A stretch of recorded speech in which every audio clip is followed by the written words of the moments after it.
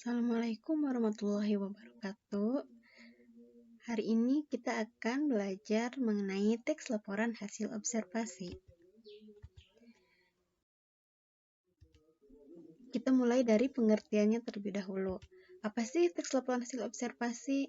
Teks laporan hasil observasi adalah teks yang berfungsi untuk memberikan informasi tentang suatu objek atau situasi setelah diadakannya investigasi atau penelitian secara sistematis.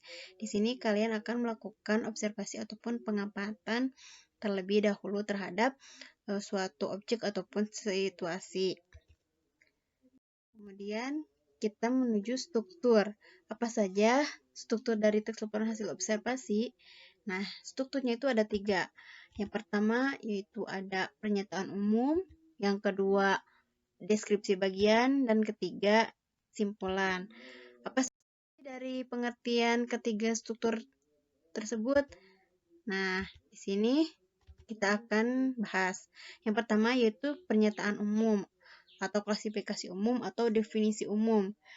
Pernyataan umum atau definisi umum berisi definisi kelas atau kelompok, keterangan umum, atau informasi tambahan tentang subjek yang dilaporkan. Pernyataan umum berisi informasi umum, baik itu mau nama latin, asal-usulnya, kelas, informasi tambahan tentang hal yang dilaporkan.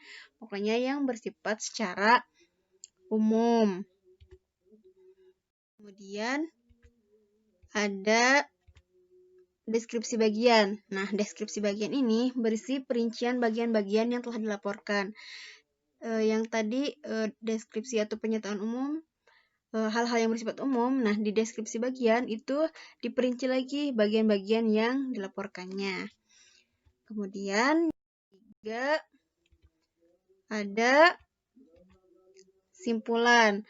Nah, simpulan ini berisi ringkasan umum hal yang dilaporkan. Nah, di simpulan ini boleh ada ataupun boleh tidak ada. Kemudian kita ke kaidah kebahasaan. Yang pertama, kaidah kebahasaan teks laporan hasil observasi yaitu menggunakan kata yang menggambarkan sekelompok benda, orang, peristiwa alam, ataupun kehidupan sosial yang bersifat umum. Yang kedua, menggunakan kata-kata tindakan yang menggambarkan peristiwa alam, sosial, ataupun perilaku manusia. Contohnya, kata menerpa, menghantam, memuntahkan, mencakar, meronta, dan sebagainya. Kemudian yang ketiga, itu menggunakan kopula. Kopula ini diantaranya yaitu ada kata merupakan, ialah, adalah, yaitu, dan lain-lain. Kemudian yang keempat, menggunakan kata-kata yang bersifat denotatif, yaitu kata-kata yang bersifat makna sebenarnya, bukan bersifat makna kiasan. Kemudian yang kelima, menggunakan kata-kata deskriptif yang bersifat faktual, bukan hasil imajinasi. Kata-kata tersebut umumnya berupa kata-kata sifat, misalnya dahsyat, kata cepat, raksasa, dan sebagainya. Kemudian kita menuju ke langkah-langkah menyajikan teks laporan hasil observasi. Langkah-langkah yang pertama yaitu menentukan topik yang akan ditulis. Setelah kita menentukan topik yang akan ditulis, kita menyusun kerangka laporan. Kemudian setelah menyusun kerangka laporan, kita menentukan informasi yang diperlukan dan cara mencari informasi.